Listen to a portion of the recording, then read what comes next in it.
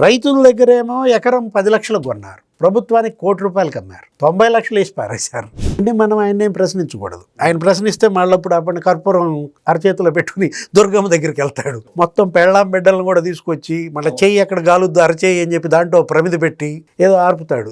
అవసరమా?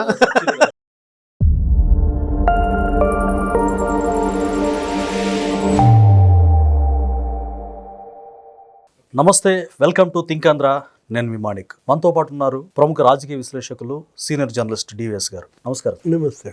జగనన్న కాలనీల పైన yellow media విషం కక్కుతుంది. చంద్రబాబు నాయుడు గారిని వెనకేసుకొస్తూ ఆయన ఒక్క సెంటు స్థలం ఇవ్వకపోయినా కానీ 31 లక్షల మందికి స్థలాలు ఇచ్చి 17,500 జగనన్న కాలనీలు కట్టిస్తే చంద్రబాబు నాయుడు గారిని వెనకేసుకొస్తూ ఆయన ప్రశ్నించకుండా జగన్మోహన్ రెడ్డి మీద ఎల్లో మీడియా రాతలు రాస్తుందంటూ మాజీ మంత్రి జగన్మోహన్ రెడ్డి గారికి అనుంగ శిష్యుడని ఆయనకు పేరుంది సార్. ఆయన జోగి రమేష్ గారు ఒక రకంగా ధ్వజమెత్తారని చెప్పి సాక్షిలో పెద్ద బ్యానర్ వార్త రాశారు. అలాగే లాస్ట్గా ఏమన్నారంటే జగన్ గారు కట్టించినటువంటి కాలనీల దగ్గర ఆయన ఓపెన్ చేసి ఫోటోలు దిగుతూ పోజులు ఇస్తున్నారు, అస్సలు ఒక్క సెంటు ఇవ్వలేదు ప్రజలకి. దుర్మార్గం చేసిన చంద్రబాబును ప్రశ్నించకుండా జగన్మోహన్ రెడ్డి మీద ఇలా రాతలు రాయడం నేను తీవ్రంగా వ్యతిరేకిస్తున్నానంటూ ఒక రకంగా మీడియా మీద విరుచుకుపడ్డారు. దీన్ని మీరు ఏ విధంగా చూస్తారు సార్? అక్కడే ఆయన ఉండే చోటి దగ్గరలోనే నున్నా అని ఒకటి ఉంటుంది. ఆ నున్నా అనే ప్రాంతంలో 1,500 ఇళ్ళు ఉన్నాయి. తీసుకెళ్తావా ఆయన అక్కడికి? ఎవరు కట్టారు ఆ ఇళ్ళు? రక్రీట్ ఏక్రీట్ తోపుదుర్తి ప్రకాష్ రెడ్డి అంటే 3,000 ఇళ్ళు ఆయనకి ఇచ్చారు కాంట్రాక్ట్. ఎంతమంది సస్పెండ్ అయ్యారు? అసలు కట్టాడా?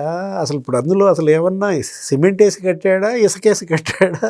అసలు ఒక రాయి నిలబడుతుందా? అంటే ప్రారంభించారో లేదో కానీ బిల్లులు మాత్రం మొత్తం డ్రా చేశారు సార్. ఇప్పుడు అది పెద్ద స్కామ్. ఇప్పుడు ఇదే అంటోంది. ఇప్పుడు పచ్చ మీడియానో ఏదో పిచ్చి మాటలు మీరు మాట్లాడంగానే సరికాదు కదా. వాళ్ళ దగ్గర అన్ని ఆధారాలతో వేశారు. వాళ్ళ నెట్వర్క్ మొత్తం ఎక్కడెక్కడ ఏ ప్రాంతాల్లో అన్ని ఫోటోలతో సహా వేశారు. ఇప్పుడు ఒక ఆవ భూములు 500 కోట్ల స్కామ్ అది. అరే 7 మీటర్ల లోతు ఉన్న ప్రదేశంలో ఇల్లు కడతారా? పల్లపు భూముల్లో చిత్తడి నేలల్లో ఇల్లు కడతారా? ఆ రోజు మీరు చూశారు. ఏది జగన్మోహన్ రెడ్డి ముఖ్యమంత్రిగా ఉన్నప్పుడే, ఇతను మంత్రిగా ఉన్నప్పుడే ఇవే జగనన్న ఇళ్ళు మాకు ఇచ్చాడంటూ మెడలోతు నీళ్లల్లో వాళ్ళు సెల్ఫీలు వదిలారు. అవును, విత్ ప్రూఫ్స్ తో మీడియా వీడియోలు వదిలారు. అంటే ఇప్పుడు ఇక్కడ మనం చూడాల్సింది జగన్మోహన్ రెడ్డి కట్టింది ఊళ్ళు కాదు, దోచింది ఊళ్ళు. అతను ఏమని చెప్పాడంటే ఇంతవరకు ముఖ్యమంత్రులంతా ఇళ్ళు కట్టారు, నేను ఊళ్ళు కడుతున్నా అన్నాడు.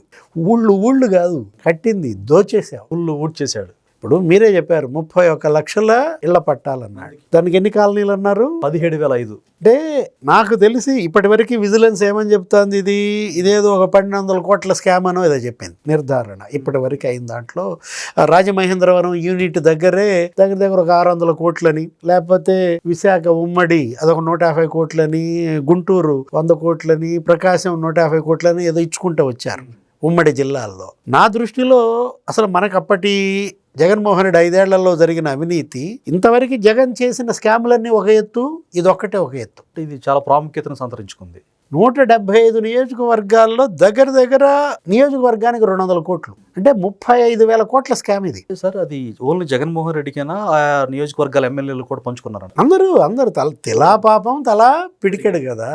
ఇది తిలా హౌసింగ్ స్కాము, తలా పిడికెడు పంచాడు దీంట్లో. అదే నేను చెప్పింది, ఆ రాక్రీట్ అనేవాడికి అది 3,000 ఇళ్ళు, ఇట్లా ఎవడికి వాడికి ఆ నియోజకవర్గ ఎమ్మెల్యే లేకపోతే ఇన్ఛార్జ్ ఒక 200 కోట్లు అనమాట. అంటే రైతుల దగ్గరేమో 5 లక్షలకు కొన్నారు, ప్రభుత్వానికేమో 50 లక్షలకు అమ్మారు. మామూలు దోపిడీ కాదు. 45 లక్షలు పంచుకున్నారు వాటాలు వేసుకుని, అటు అధికారులు ఇటు నాయకులు వైసీపీ. రైతుల దగ్గరేమో ఎకరం 10 లక్షలకు కొన్నారు, ప్రభుత్వానికి ₹1,00,00,000 అమ్మారు, 90 లక్షలు వేసి పారేశారు. అరే కనక వర్షం కురిసింది, కామధేను అయిపోయింది. పేదలకి కాదు రైతులకి ఏమీ దక్కింది లేదు. దాన్ని రాయొద్దు అనేది జోగి గారి భావన. అంటే రజనీ మీద రాయిబాకండి, రజనీ మీద కేసు పెట్టబాకండి అంటాడా? అంటే నీ మీద పెట్టలేదు కేసు? అసలు ఆయనకి ఏం అర్హత ఉంది సార్ మాట్లాడడానికి? ఇప్పుడు విడుదల రజనీ జగన్మోహన్ రెడ్డి ముఖ్యమంత్రిగా ఉన్నప్పుడే ఆమె మీద కేసు పెట్టారు, ఆమె మంత్రిగా ఉన్నప్పుడే ఆమె మీద కేసు పెట్టారు ఎడ్లపాడు రైతులు. ఇదే ఆ పథకం, ఏది జగనన్న ఇళ్ల కాలనీ కడతామని మా దగ్గర మా భూములు ఆమె మాకు 10 లక్షలు ఇస్తామంది, ప్రభుత్వం దగ్గర కొనిపించింది, మాకు ఇంకా ఆమె 1,25,00,000 ఇవ్వాలి అని వాళ్ళు కేసు పెట్టారు. కేసు పెడితే ఆమె ఏం చేసింది, రాజీ చేసుకుని ఒక 80 లక్షలు ఏమి ఇచ్చింది. మళ్ళా నేను గెలుస్తా, మంత్రి అవుతా, మిగతాది సెకండ్ పేమెంట్ చేస్తా అని వాళ్ళతో రాజీ చేసుకుందని ఇవాళ మీడియాలో కథనాలు కాదు, కేసులు కనపడుతున్నాయి. పక్క కళ్ళకి ప్రూఫ్స్. పోలీస్ స్టేషన్లో కేసులు. ఇప్పుడు కృష్ణదేవరాయలే వాళ్ళందరితో మాట్లాడించాడు కదా. అప్పుడు ఆయన ఆ పార్టీలో ఉన్నారు. ఆయన కాదు, ఆయన పార్లమెంట్ సభ్యుడిగా ఉన్నప్పుడు ఆయన మీద పెద్ద బండ ఏదో వేస్తే ఆయన ఇది అసలు నీ స్కామ్ అంటూ ఆ రైతులందరితో మాట్లాడిచ్చాడు ఆయన. ఇప్పటికి అసలు ఇదంతా జగన్మోహన్ రెడ్డి చేశాడు, రజనీ నా మీద వదులుతున్నాడని ఆ లిక్కర్ స్కామ్ కూడా బయటపెట్టాడు, ఆ మనీ లాండరింగ్ కూడా బయటపెట్టాడు. ఇట్లాంటిది నేనని ప్రతి నియోజకవర్గంలో చేశారు. ఏది ఇప్పుడు ఇది ఇతను కట్టింది ఊళ్ళు కాదు, దోచింది ఊళ్ళు. దాన్ని చెప్పకుండా అంటే ఇళ్ల పట్టాలు మీరేమన్నారు, జోగి రమేష్ విమర్శ, చంద్రబాబు అసలు ఒక పట్టా ఇచ్చాడా? 1 సెంటు భూమి ఇచ్చాడు ఎవరికైనా? చంద్రబాబు ఎన్ని సెంట్లు భూములు ఇచ్చారు, ఎంతమందికి పట్టాలు ఇచ్చారు అనే చచ్చిపోయి ఎక్కడున్నాడు భూమా నాగిరెడ్డి, అఖిలప్రియ వాళ్ళ నాన్న. అసలు అతను ఏం చేశాడో తెలుసా నీకు? చీర, జాకెట్టు, పసుపు, కుంకుమతో పట్టాలు పంచాడు. ఆళ్లగడ్డలో మొత్తం వేల మంది మహిళలను తీసుకొచ్చి వాళ్ళతో చంద్రబాబు ఫోన్ చేసి మాట్లాడిచ్చాడు ముఖ్యమంత్రితో. నేను కవర్ చేసింది చెప్తున్నాను జర్నలిస్టుగా. మీరు యాజ్ జర్నలిస్ట్గా అక్కడ లోకేష్ లైవ్లో ఉండి. అంటే ఇప్పుడు ఒకటి సింహాచలం అసలు ఒకే రోజు 6 లక్షలు పట్టాలు ఇచ్చారు. అంటే పట్టాలేమి ఇవ్వలేదు చంద్రబాబు అంటే చెప్తున్నాను అనమాట. అసలు ఇళ్ళు కట్టడం ప్రారంభించిందే తెలుగుదేశం. అంతకుముందు ఇందిరాగాంధీ టైంలో గుడిసెలు వేసేవాళ్ళు, 300 రూపాయలు. ఏంటి 4 తడికలు ఇచ్చేవాళ్ళు, ఒక 6 బొంగులు ఇచ్చేవాళ్ళు, ఒక 10 తాటాకులు ఇచ్చేవాళ్ళు. ఎంత ఈ మొత్తం? 300 రూపాయలు. పేదలకి గుడిసెల నిర్మాణం ఇందిరాగాంధీ హయాంలో ఎన్టీఆర్ ఏమన్నారు, మనం స్లాబ్ ఉన్న ఇంట్లో ఉండటం ఏంటి, పేదాడు స్లాబ్ ఉన్న ఇంట్లో ఉండకూడదా అంటూ ఈ పక్కా భవనాల నిర్మాణం ఆయన తెచ్చాడు. స్లాబ్తో నిర్మించడం అనేది ఆయన తీసుకొచ్చాడు. అప్పట్లో ఇప్పుడు ఎన్టీఆర్ హయాంలో సంవత్సరానికి 50,000 ఇళ్ళు కట్టేవాళ్ళు. దాన్ని చంద్రబాబు ఉమ్మడి రాష్ట్ర ముఖ్యమంత్రిగా ఏం చేశాడు, 1,00,000 ఇళ్ళు కట్టారు సంవత్సరానికి. ఆ తర్వాత రాజశేఖర రెడ్డి స్కామ్ చేశాడు, ఇందిరమ్మ ఇళ్ళు అని చెప్పి ఒక పెద్ద స్కామ్, హౌసింగ్, దాని మీద విజిలెన్స్ ఎంక్వైరీ, సస్పెన్షన్స్, అసలు మామూలుగానా? వాళ్ళ నాన్నగారి హయాం నుంచి ఈ స్కామ్ మొదలైంది సార్. ఇందిరమ్మ ఇళ్ళ పేరుతో పిచ్చికల గుళ్ళు కట్టాడు. అంటే అందులో మంచం కూడా పట్టదని కేసీఆర్ కూడా తిట్టాడు. అటు తెలంగాణలో కూడా ఒక 5,000 కోట్లు, ఆంధ్రప్రదేశ్లో ఒక 10,000 కోట్లు, దగ్గర ఒక 200 మంది అధికారులు హౌసింగ్లో సస్పెండ్ అయ్యారు. అది అప్పటి ఆ housing scam. Rajasekhara Reddy housing 1.0, ఇది జగన్మోహన్ రెడ్డి హౌసింగ్ స్కామ్, ఇది 2.0. ఆయన కనీసం ఇందిరమ్మ ఇళ్ళు అను పిచ్చుకల గుళ్ళన్న కట్టాడు. ఇది అసలు సార్ ఒక రాజకీయ విమర్శ చేయాలంటే జోగి రమేష్ యొక్క నైతికత ఏంటి, ఆయన చేసినటువంటి పనులు ఏంటి? అసలు ఈ లిక్కర్ స్కామ్లో ప్రభుత్వం ఓడిపోయాక కూడా, అంటే వాళ్ళ ప్రభుత్వం ఉన్నప్పుడు దోచుకున్నారు 1,000 కోట్లు, లివర్లు, కిడ్నీలు అన్నీ పాడైపోయాయి. కానీ ఓడిపోయాక కూడా కూటమి ప్రభుత్వం మీద విషం జిమ్ముదాం అని చెప్పేసి ఆయన చేసిన నిర్వాహకం బయటపడింది. ఆయనకి ఏం నైతికత ఉందని ఆయన ఇలాంటి ప్రశ్నించడం చేస్తున్నారు? అంటే మనం ఆయన ఏం ప్రశ్నించకూడదు. ఆయన ప్రశ్నిస్తే మళ్ళప్పుడు అప్పటి కర్పూరం అరచేతిలో పెట్టుకుని దుర్గమ్మ దగ్గరికి వెళ్తాడు. మొత్తం పెళ్ళాం బిడ్డలను కూడా తీసుకొచ్చి మళ్ళీ చెయ్యి ఎక్కడ గాలుద్దు అరచేయి అని చెప్పి దాంట్లో ప్రమిది పెట్టి ఏదో ఆర్పుతాడు. అవసరమా అంటున్నా. అంటే ఒకటి, జోగి రమేష్ ఏంటో అక్కడ నియోజకవర్గ ప్రజలకు తెలియదా, రాష్ట్ర ప్రజలకు తెలియదా? ఏం చేసావని జైలుకి వెళ్ళావు అంటే, జైలుకి వెళ్ళి వచ్చిన వాళ్ళు కూడా ఈ విధంగా అబ్బో సత్యసంధులు మాట్లాడితే, శుద్ధపూసలుగా మాట్లాడితే జనం ఎలా నమ్ముతారు? జగన్మోహన్ రెడ్డి గారి కళలో ఆనందం చూడడానికి, ఆయన సంతృప్తి పరచడానికి ఈ వ్యాఖ్యలు అంటారా సార్? మౌత్ పీసులు ఇవన్నీ కూడా జగన్ మౌత్ పీసులు కొన్ని ఉన్నాయి. అటు గుంటూరులో అంబటి రాంబాబు, ఇటు మచిలీపట్నంలో పేర్ని నాని, ఇక్కడ బెజవాడలో జోగి రమేష్, అక్కడ తిరుపతిలో భూమన కరుణాకర్ రెడ్డి, అక్కడ విశాఖపట్నంలో కోడిగుడ్డు, కొన్ని క్యారెక్టర్లు ఉన్నాయన్నమాట. ఇక రోజా మధ్యలో ఇక ఆమె వస్తుంది, ఆమె తళుక్కుమని మెరుస్తుంది, రజని. అంటే ఒకటి అవుట్డేటెడ్, ఎక్స్పైర్డ్. ఇవన్నీ కూడా ఇవాళ ఏంటి, కాలం చెల్లిన మందులు అన్నమాట. ఒకటి ఇక్కడ చూడాల్సింది, ఇక్కడ చెప్పాల్సింది, కేసులు ఎందుకు పడ్డాయి మీ మీద? మెయిన్ అది కదా. అసలు మంత్రి మీదే బాధితులు వచ్చి కేసు పెట్టి నన్ను మోసం చేశారంటే, బాలాజీ క్రషర్స్ ఆడి కేసు గుర్తుందా? అది కూడా ఇదే భాగవతం. కంకర IPS కూడా బలి చేశారు కదా సార్. గ్రావెల్ కొట్టుకునే శ్రీనివాస క్రషర్స్ ఏదో ఉంటే, ఆ శ్రీనివాసరావు అనేవాడు, అతను ఏం చేశారు, అతను ఇప్పుడు వెళ్ళి నువ్వు మంత్రితో మాట్లాడుకో, ఆమెకు 5 కోట్లు అడుగుతుందని ఏదో. జాషువా IPS అధికారి, అరే అతను అప్పటినే వెళ్ళి మాట్లాడుకుని మరి చదివించుకున్నాడని. విడుదల గోపి కూడా జైలుకి వెళ్ళాడు కదా, వాళ్ళ తమ్ముడు మరిది. అంటే ఇప్పుడు ఒకటి, వీళ్ళు కూడా మరి ఇప్పుడు రజనీ మాట్లాడలేదా ఇళ్ళ గురించి, కంకర గురించి, లేకపోతే పట్టాల గురించి? నువ్వు వద్దులే జోగి రమేష్ మాట్లాడతాడని చెప్పాడా? ప్రస్తుతం అయితే మరి ఆవిడది ఏలేదు సార్ వార్త. ఇతను మాత్రం బాగా గట్టిగా నోరు లాస్తా ఉంది. అంటే ఇళ్ల పట్టాల మాఫియా, దీన్ని ఏ మాఫియా, ఏ పేరు పెట్టాలి? మట్టి మాఫియా అన్నారు. అది కూడా ఇదే, మెరకేస్తున్నామని చెప్పి 4,000 కోట్ల స్కామ్. అంటే పల్లపు భూములు ఇస్తారు పట్టాల పేరుతో, మళ్ళీ అక్కడ కొడతారు.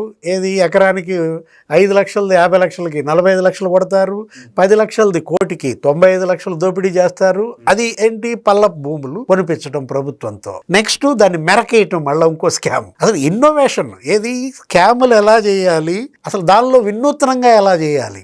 ఈ విధంగా ఇళ్ల పట్టాల్లో కూడా స్కామ్ చేయొచ్చు అని, ఇళ్ల నిర్మాణంలో కూడా స్కామ్ చేయొచ్చు అని గతంలో మనం చూడలేదు. మీరు చెప్పినట్లు పల్నాడు జిల్లాలో ఉన్న 7 నియోజకవర్గాలను నేను అబ్జర్వేషన్ చేశాను సార్. నివాస యోగ్యంగాని ప్రాంతాలను ఎన్నుకొని దానికి చాలా మూల్యం చెల్లించి వాటిని కొని శ్మశానాల పక్కన కూడా చెరువుల్లో కుంటల్లో ఇచ్చి 1,00,000 కోట్ల రూపాయలు అనకేసుకున్న నేపథ్యాన్ని నేను స్వయంగా అబ్జర్వేషన్ చేశాను. సరే, అదేంటది, ఇళ్ల పట్టాల మాఫియా. ఇప్పుడు మనం మాట్లాడుకోవాల్సింది మట్టి మాఫియా, మెరక మాఫియా. ఏది, అసలు వీళ్ళే ఒక్కొక్కడు ఒక్కో నియోజకవర్గంలో అక్కడ ఉన్న ఎమ్మెల్యే లేకపోతే అక్కడ ఉన్న మంత్రి 100 టిప్పర్లు కొంటాడు. 100 టిప్పర్లు కొన్నాడంటే ఎంత ఉండాలా, మట్టి తోలుతాడు. ఈ మొత్తం ఫిలప్ చేస్తున్నట్టుగా బిల్డప్ ఇస్తారు, మళ్ళా బిల్లులు చేసుకుంటారు. 4,000 కోట్లు మట్టి మాఫియా పేరుతో, మెరక పేరుతో వీళ్ళు కొట్టిన స్కామ్. చివరికి ఆ డబ్బులు కూడా ఏంటి, బినామీల ఖాతాల్లోకి పడాలి. ఆ గుడివాడలో కొడాలి నాని ఒక 17 మంది దళిత యువకుల జీవితాలతో ఆడుకున్నాడు. వాళ్ళ ఆధార్ కార్డులు పాన్ కార్డులు పెట్టి.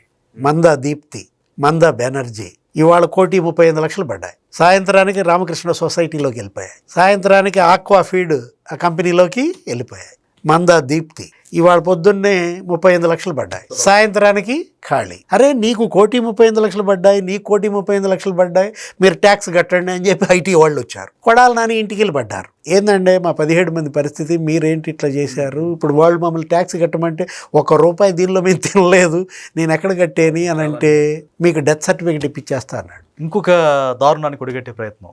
ఏం బదలేదు, మీరు అసలు ఫికర్ మత్ కరో, మీకు డెత్ సర్టిఫికేట్ ఇప్పిస్తా. దారుణం సార్, హ్యూమానిటీ లేకుండా. వాళ్ళకి ఖాళీ, మరి ఈ పార్టీకే డెత్ సర్టిఫికేట్ ఇప్పించారు. ఇప్పుడు ఇవాళ అది ఆలోచించుకోవాలి, అది తెలుసుకోవాలి. జగన్మోహన్ రెడ్డి అయినా, జోగి రమేష్ అయినా, వైఎస్ఆర్ కాంగ్రెస్ పార్టీ అయినా, వల్లభనేని వంశీ ఏం చేశాడో చెప్పనా, గ్రావెల్ మాఫియా. ఆయన 100 టిప్పర్లు. ఆయన ఏం చేశాడు, ఈ మెరక పేరుతో లేకపోతే ఈ కన్స్ట్రక్షన్ పేరుతో, ఈ పేదల ఇళ్ల నిర్మాణం పేరుతో పోలవరం కుడి కాలువ ఆ గట్టు పెద్ద పెద్ద కొండల్లాగా రాళ్లు ఉంటాయి, అతవి అటు పోసినాయి, కొట్టిపారేశారు, ఎత్తిపారేశారు. చాలాసార్లు దోచుకోవడం జరిగింది. Gravel mafia. సిద్ధాంతం చెరువు గాయం, మాయమైపోయింది. గన్నవరం నియోజకవర్గం, గుడివాడ నియోజకవర్గం, చిలకలూరుపేట నియోజకవర్గం, ఎన్ని కథలు చెప్పమంటావు నీకు? అంటే దాదాపుగా నేను అలసిపోయేంత వరకు కూడా చెప్పగలరు అనిపిస్తుంది సార్ ఈ స్కామ్లు. ఒకసారి జోగి రమేష్ని మనం ఆ ప్రాంతాల్లో తిప్పితే తెలుసుద్ది. Thank you sir. నమస్తే.